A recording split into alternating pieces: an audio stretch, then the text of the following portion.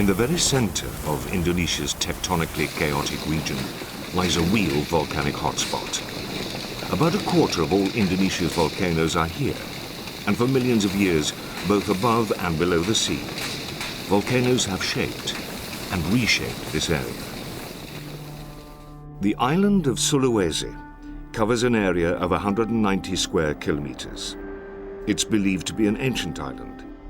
It's been isolated from neighboring lands for tens of millions of years, and it's been in a constant state of flux from extensive volcanic activity. Sulawesi's animals have had to adapt to this activity and isolation. They have evolved into species unique to the island. Apart from the ubiquitous bat, all of the animals that live in the forests of Sulawesi are found nowhere else on Earth. Some have not just adapted, but even taken advantage of the volcanoes that dominate them. One creature in particular uses the volcanic soil to its advantage. The maleo bird.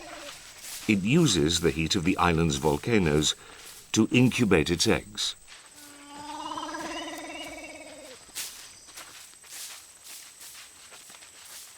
They nest in colonies near hot springs or streams.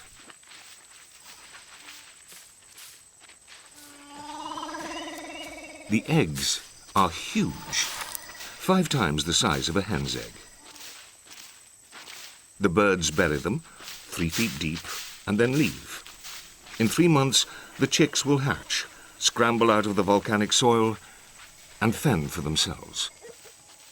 Their parents play no part in their upbringing.